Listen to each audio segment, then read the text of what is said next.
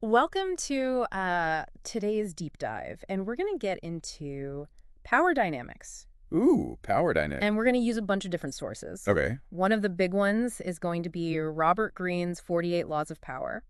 I love that book. It's a good one. It's a fun one. And this is going to be your guide to navigating, I guess, the modern day court without losing your head. Exactly. Like, think of us as your strategic advisors. Yeah. We'll be breaking down those key strategies from history's most cunning players. And I really want to emphasize, we are not advocating for like a cutthroat approach. Right. But instead, we just want to equip you with that knowledge to understand and wield power effectively in today's world. Yeah, because I think it gets a bad rap, you know? It's just You'd like, oh, if you're thinking about power, you're trying to learn about power, that means that you're trying to be manipulative or Machiavellian. Yeah, exactly. Right. So how about we jump into law one? Okay, let's do it. Which is never outshine the master. Yes. And this one is all about, I guess, being strategic with your brilliance. And there's no better story to illustrate this than the story of Nicolas Fouquet. Okay.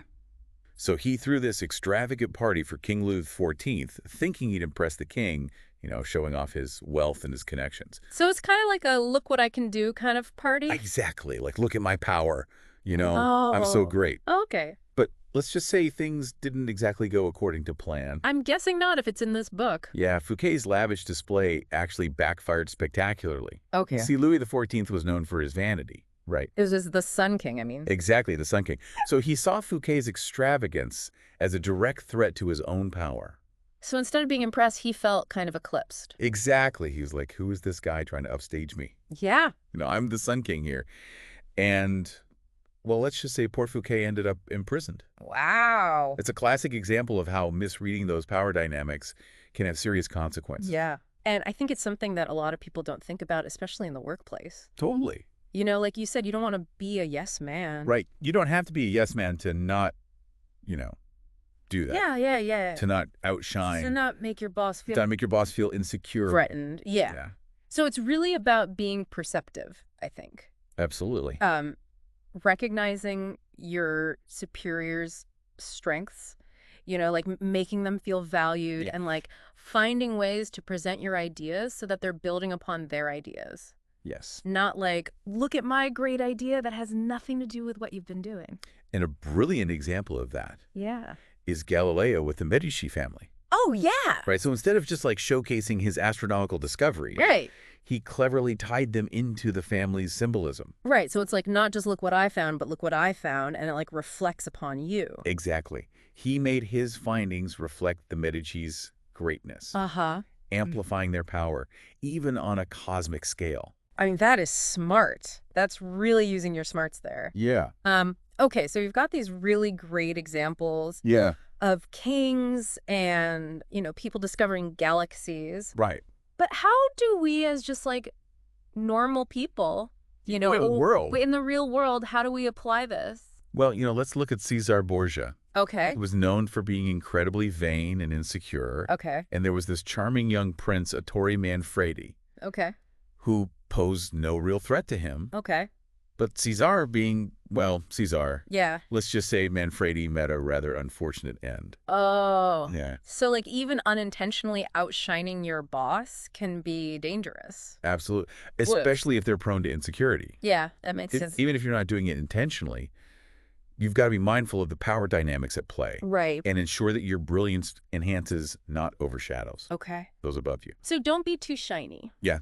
Tone down the shine. Tone down the shine. All right. So law 2 is never put too much trust in friends. Learn how to use enemies.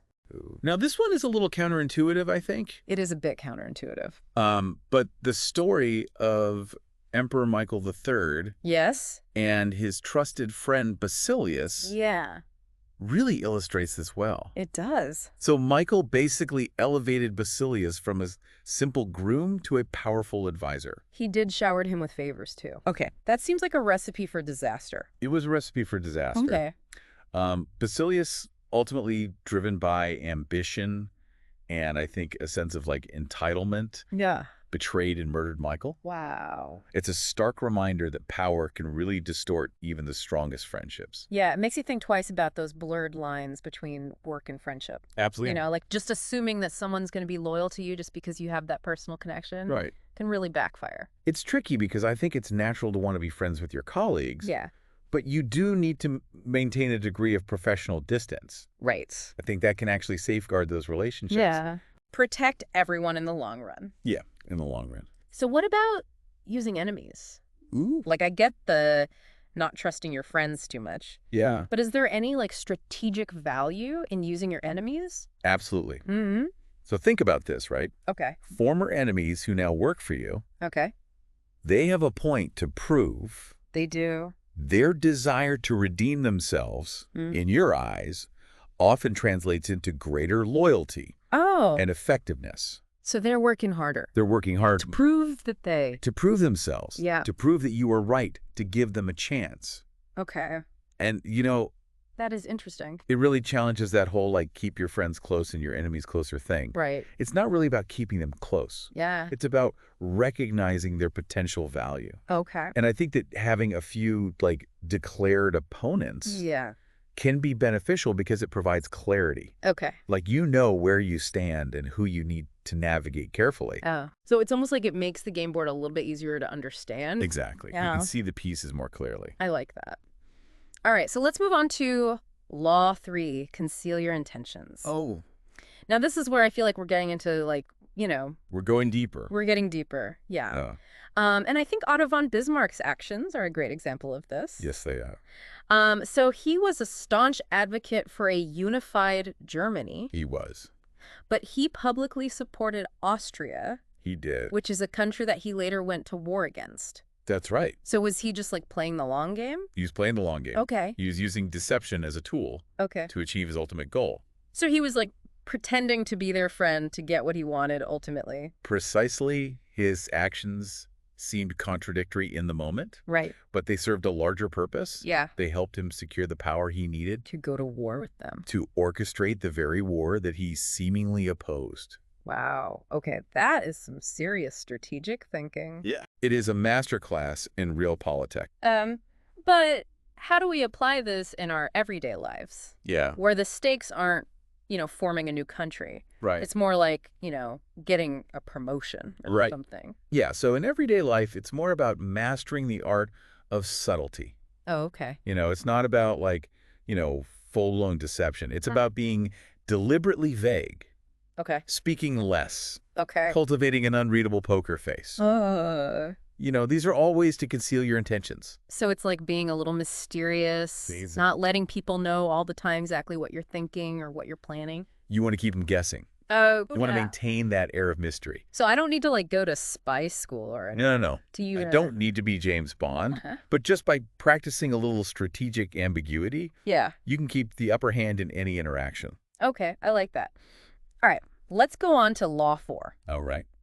Which is always say less than necessary. And this one reminds me of that saying. Silence is golden. Silence is golden. Yes. And Louis XIV was a master of this. Oh, he was the king of silence. Yeah. His famous phrase, I shall see. I shall see. Like, what does that even mean? It means I'm going to consider it. Oh. But it also means, like, don't push me. Right. And maybe I'll do what you want. Right. Maybe I won't. But I'm not going to tell you. You're going to have to wait and see. Yeah, I can imagine that kept his court, like, constantly on edge. Oh, absolutely. No one could predict his reactions. Right. Or try to influence him by saying what they thought he wanted to hear. Yeah. He controlled the narrative by saying very little. So it's like this element of surprise. Yes. And keeping people on their toes. Keeping them on their toes. Okay, so how do we apply this in our everyday lives? Let's think about it. Yeah. Saying less can actually make you appear more powerful. Okay. And in control. So I should just, like, not talk as much. Try it. Embrace the power of silence. Okay. You know, it can make others uncomfortable. Yeah. It can heighten your presence. Yeah. And it buys you valuable time to gather information. To listen. To observe. Okay, I am adding masterful silence to my to-do list. There you go. Okay, so law number 5 is, so much depends on reputation. Guard it with your life. Yes. Now, this one I feel like is fairly self-explanatory. Yeah. But is there more to it than just being a good person? It's more than just being a good person. Yeah. It's about strategically crafting a persona Okay. that commands respect and influences others. So it's like your reputation is kind of like a tool. Exactly. It's an asset Yeah. that you can leverage. Okay. And a great example of this is the Chinese general Zhu Zhiliang. Okay. He used his reputation for being a brilliant strategist Yeah. to scare off a much larger enemy force. Oh, so he didn't even have to fight them. He didn't even have to fight He them. just used his reputation. His reputation alone won the day. Wow, that's psychological warfare. It is psychological warfare. So how do we build a reputation that's like unshakable? It's about focusing on one outstanding quality. Okay. Something that sets you apart.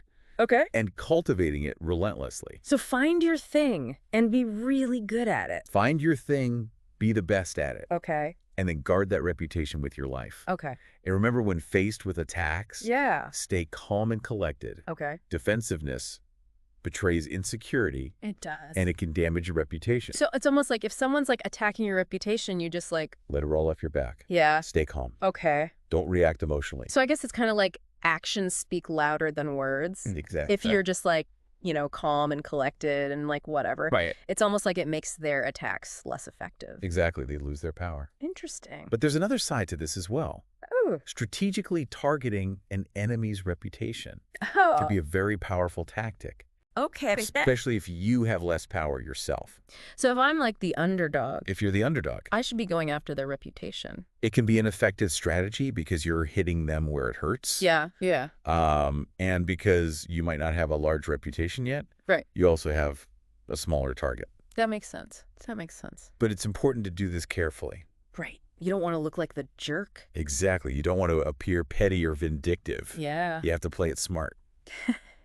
Okay. All right. On to law 6. Let's go. Court attention at all cost. Ooh, yes. Attention. This one sounds a little like, you know. Attention grabbing. Yeah. Well, A little desperate. but it's about recognizing that in today's world, visibility is power.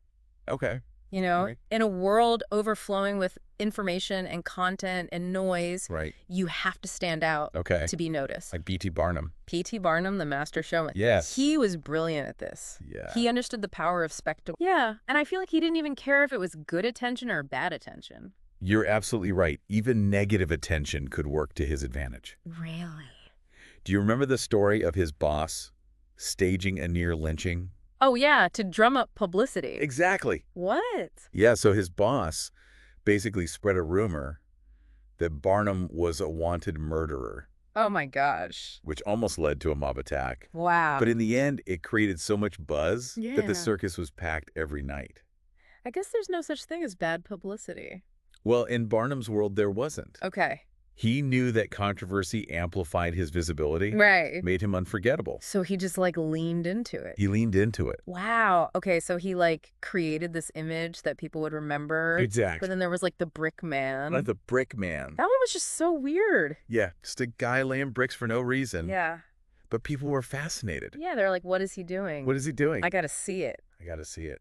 So weirdness gets attention. Gets attention. So if I just do like outlandish, crazy things. Well, I mean, within reason. Yeah. But yeah, I think there's something to be said for creating a memorable image. Right. Setting yourself apart from the crowd. Okay, so weirdness is one way. One way. Is there like another side to this? There is another side, and it's a bit more subtle. Okay. It's the power of mystery. Okay. Think about Mata Hari, Oh, yeah. the exotic dancer who captivated Europe. Yeah. She invented this entire persona, Oh. shrouded in mystery. Okay. Her origins were always changing. Her dances were rumored to tell these ancient stories. Okay. People were completely mesmerized. Well, she was just like this mystery. And mystery wrapped in an enigma. Yeah. And the funny thing is, Yeah. she wasn't even particularly talented. What? It was the mystery Oh, wow. that elevated her. Yeah. Made her irresistible. So it's kind of like in a world of oversharing, yes. being a little mysterious makes you stand out. It makes you stand out. Yep. It piques people's curiosity. I like that. Yeah. All right. Law 7 is get others to do the work for you, but always take the credit. You. Now this one feels... This feels a little... morally ambiguous. Morally ambiguous, yeah. Yeah, it is. But I think the story of Nikola Tesla illustrates this really well. It does, both the pitfalls and the potential of this law. Yeah, because Tesla was a brilliant inventor. He was brilliant. But incredibly naive when it came to the business side of things. Yes, he was very much an ideas guy. Right. And not a business guy. Not a business guy. So, I mean, I'm pretty sure his patents were stolen.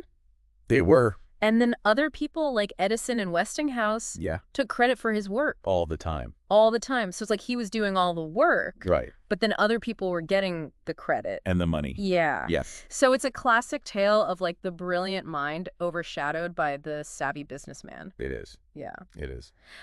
So what can we learn from this?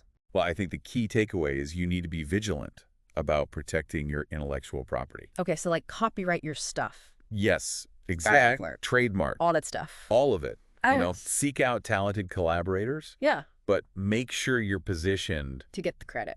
To receive the recognition you deserve. So find that balance between like leveraging other people's talents. Yes. But making sure that you're not getting exploited. Exactly. You don't want to become another Tesla. Right. Toiling away in obscurity while others reap the rewards of your hard work. Okay, so be smart about it. Be smart about it. Protect yourself. Protect yourself. Okay. Yeah. Law 8. Make other people come to you. Use bait if necessary. Ooh, this sounds like a fishing expedition. It does, right? Yeah. Okay. It is, in a way. Yeah. It's about understanding how to shift that balance of power in your favor. Okay. And I think it's time to revisit Napoleon. Oh, we're back to Napoleon. We're back to Napoleon, but this time we're focusing on his dramatic escape from Elba. Oh, okay, because I thought we talked about Napoleon with like the not outshining. We did. Okay. But now we're looking at how he was manipulated. Oh. You see, he thought he was masterminding his return to power. Right. But it was actually orchestrated by his enemies. Oh. Including his former foreign minister, Talleyrand. Okay, wait. They wanted him to escape? They lured him back to France, knowing that he would ultimately lead the country into a disastrous war. That's so sneaky. It is sneaky. Wow. Okay, so they used him. They used him. To their advantage. To their advantage. So how can we use this bait and switch tactic in our own lives? Well, it's about patience. Okay. Emotional control. Okay. And creating the right incentives. Okay. You want your opponent to think that they're in control. Okay. While leading them down a path that ultimately benefits you. So I'm like setting a trap. You're setting a trap. But they don't know. They don't know. Okay. Yeah. This is devious. It is a bit devious. But also smart. But also very smart. Okay. It requires a deep understanding of human psychology. Okay. And a willingness to play the long game. Oh, okay. So I got to be patient and think ahead. Exactly. Okay. All right. Law number 9. 9. Win through your actions, never through argument. Ooh. This one sounds like something my mother would say. What's that? Actions speak louder than words. Ah, yes. A timeless piece of wisdom. Yes. And it applies directly to the game of power. Yeah. Consider Michelangelo. Okay. And the 2 big nose on his David statue. Wait, David got a nose job? He didn't get a nose job. Okay. But his patron Soderini thought the nose was too large. Okay. And he criticized it. Now imagine if Michelangelo had argued back. Oh, he would have been in trouble. He would have been in trouble. Yeah. Right? Instead, he used a bit of misdirection. Okay. He pretended to chisel the nose. Okay. While actually doing nothing. Oh, so sneaky. Soderini, seeing Michelangelo seemingly taking his advice, was satisfied. Oh, he thought that he had gotten his way. He thought he had gotten his way. But Michelangelo actually didn't change anything. Michelangelo knew what he was doing. That's brilliant. Yeah. So it's about proving your point. Yes. Without getting, like, bogged down. Yes. In an argument. In a pointless argument. Yeah. Because actions are less susceptible to misinterpretation. Right. And they have a more lasting impact. I like that. All right. Law 10. Okay. Infection. Yeah. Avoid the unhappy and unlucky. Ooh. Now, this one sounds a little harsh. It does, right? Yeah. Like, are we saying that all unhappy people are toxic? Not at all. Okay. There's a difference between those experiencing genuine misfortune and those who attract negativity and drama wherever they go. Yeah. Like, they're always in some kind of... They're always in some kind of mess. Yeah. It's the latter we need to be wary of. They're drama magnets. The drama magnets, yes. Right. But why is this important? Yeah. Is it really, like, that big of a deal? Negativity is contagious. It can drain your energy. Okay. It can tarnish your reputation. Oh. and can pull you into unnecessary drama. Okay, so it's like protect yourself. Protect yourself from the negativity vortex. From the negativity vortex. I like that. Yeah. So Lola Montez. Lola Montez, oh, what a character. I don't know her. She was a 19th century adventuress. Okay. And her chaotic personal life wreaked havoc on everyone around her. Okay. Lovers, friends. Oh. Even a king. What? Yes. Her destructive behavior led to downfalls, duels. Oh my gosh. Even the abdication of a king. Wow. So she was trouble. She was trouble with a capital T. So how do we identify these people before we get like sucked into their drama? Well, look for patterns of behavior. Okay. Do they constantly complain? Okay. Blame others? Okay. Create drama? Yeah. Are all their relationships a mess? Yes, exactly. Oh, Those are red flags. Red flags, stay away. Stay away. Okay. You know, it's not about being heartless. It's about being discerning about who we allow into our inner circle. Yeah. Our associations reflect on us. They do?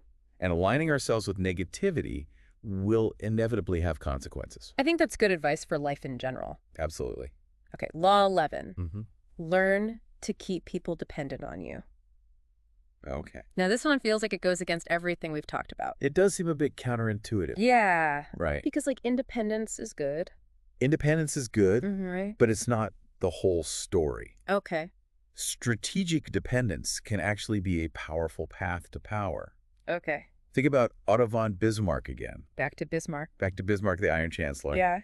He rose to power by making himself indispensable Okay. to two Prussian kings. But they didn't like him. They didn't particularly like him. Oh, that's interesting. But they needed him. So it's not about being liked. No. It's about being needed. It's about being needed. Okay. He understood the psychology of dependence, and he leveraged it Okay. to shape national policy Oh, wow. and achieve his ambitions. So how do we cultivate this sense of need in others without being, like, manipulative or exploitative? It's about developing a unique skill set. Okay. Becoming the go-to person for a specific area of expertise. Okay, so find your niche. Find your niche. And then be the best at it. Be the best at it. Yeah. You become the solution to their problems, the key to their success. So they need me. They need you. Because I can do this thing that they can't do. Exactly. Their need for you gives you leverage and freedom. It's like the opposite of what we're always told. It is counterintuitive, Yeah. but it can be incredibly effective. Okay. Yeah. So we've talked about, like, getting people to do the work for you. Yes. And now making yourself indispensable. Yeah. But how do we make sure that we're using this ethically? Right. Like, it seems like there's a very fine line between, like, strategic dependence Yes. and just, like, taking advantage of people. You're absolutely right. It's all about intent Okay. and execution. Okay. So instead of forcing dependence, Okay. you aim to become so valuable Okay. that people naturally rely on you. Okay, so it's not me being like, you need me, you need me, you need me. It's me just being so awesome. You're just so awesome Yeah. that they can't help but need you. Okay. It's about offering genuine expertise Right. and solutions that benefit everyone involved. So it's like a win-win. It's a win-win. Not a power grab. Exactly. I'll say. I like that. A great example of this Yeah.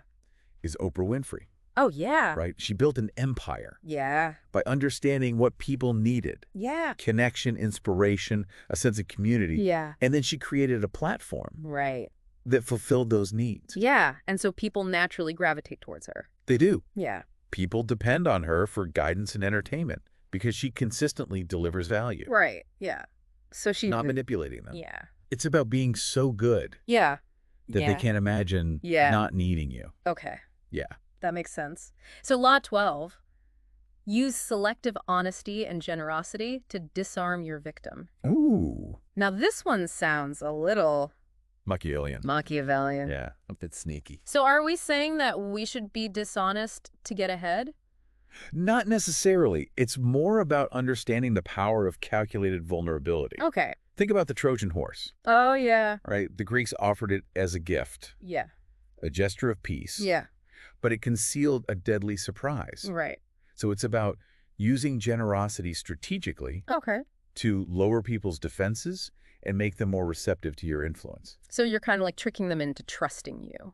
I wouldn't say tricking them. Okay. It's more like strategically revealing certain aspects of yourself Okay. to build rapport Yeah. and create a sense of trust. Okay. And this doesn't always have to involve like grand gestures or, Yeah. elaborate schemes. It could be as simple as offering a sincere compliment Okay. or admitting a small weakness Oh. to create that sense of connection and trust. So it's like being authentic, but also understanding when to hold back. Exactly. It's about choosing your moments Okay. carefully. All right, Law 13. When asking for help, appeal to people's self-interest, never to their mercy or gratitude. Yes. Now, this one seems to go against everything we're taught about, like, kindness and compassion. It does seem a bit counterintuitive, right? Yeah. Like, shouldn't we be helping others just out of the goodness of our hearts? Right. Of course, kindness is important. Yeah. But when it comes to the game of power, Okay. appealing to someone's self-interest Okay. is often a more effective strategy Okay. because people are more likely to help you Yeah. if they see something in it for themselves. So it's kind of like, what's in it for me? It is a bit like that. Yeah. But it's not necessarily a bad thing. Right. It's just understanding human nature. Think about Benjamin Franklin Okay. and his famous story about borrowing a book from a political rival. Okay. So instead of begging or pleading, Yeah. he simply asked to borrow the book, Okay. knowing that his rival's ego Yeah. would be flattered by the request. Oh. And it worked. He got the book. He got the book. So he used like their ego against them. He used their ego to his advantage. Okay. Yeah. So it's about understanding what motivates people. Absolutely. And then like using that use that knowledge to get what I want. to get what you want. Yeah. Okay. All right. Law 14. Okay. Pose as a friend. Work as a spy. Ooh. This one sounds like a spy thriller. I think it does, right? So are we supposed to be like undercover agents? Not necessarily. Okay. But it is about being observant. Oh, okay. And gathering information subtly. So like eavesdropping. Not necessarily eavesdropping. It's more about, paying attention to what people say and do. Okay. Think about the art of networking. Right. Successful networkers. Yeah. They don't just talk about themselves. Right. They listen attentively. Oh. They ask questions. Okay. They gather intel. So I need to be like really observant. Be observant. Okay. Be curious. Okay. Engage with people genuinely. Yeah. But also be aware of those unspoken dynamics. Okay. So it's like I'm being friendly and genuine. Yes. But I'm also like in the back of my mind thinking, how can I use this? Well, I wouldn't say how can I use this. Okay. But just be aware the information that's being shared and how it might be relevant to your goals. So I'm like gathering intel. You're gathering intel. Yeah. Okay, so we've gone through 14 of Robert Greene's 48 laws of power. Yes. And it's amazing to me how these laws are like playing out in history. Yeah. And in like our everyday lives. And in our everyday lives. Yeah. It's fascinating, isn't it? It's like a game. It is a game. And I guess we need to know the rules if we want to win. Absolutely. Like, any game, understanding the rules is essential to winning. But winning doesn't have to mean like, being ruthless or manipulative. No, it doesn't. Right. It's about using these strategies effectively to achieve your goals. To get what you want. To get what you want. But like in a way that doesn't hurt other people. Exactly. Yeah. That's the key takeaway here. Power in and of itself isn't inherently good or evil. Right. It's a tool. Yeah. And like any tool, it can be used for constructive or destructive purposes. So what's like the one piece of advice? Yeah. The most important law that our listeners should take away from this deep dive. Out of all those laws, what would you say is the most important one? If I had to pick just one, I'd say become a student of human nature. Okay. Observe those around you. Pay attention to their motivations, their strengths, their weaknesses. So it's almost like I'm developing a superpower. Yes. To read people, to understand what makes them tick. Precisely. Yeah. And once you understand the players, you can start to play the game strategically and effectively. So it's not about like memorizing all 48 laws. No. It's about understanding the principles behind them. Exactly. The laws are just a framework. Yeah. A starting point. So I guess the real power comes from understanding people. Absolutely. Yeah. The better you understand people, the better you'll be able to navigate those complex dynamics of power. And maybe even write my own laws. Who knows? Maybe you'll be the next Robert Greene. Yeah, I like that. Well, thank you so much for this deep dive into the 48 laws of power. It's been a pleasure. And to our listeners, we hope you enjoyed this exploration of power dynamics. Yes. Remember, knowledge is power. Indeed it is. Use it wisely.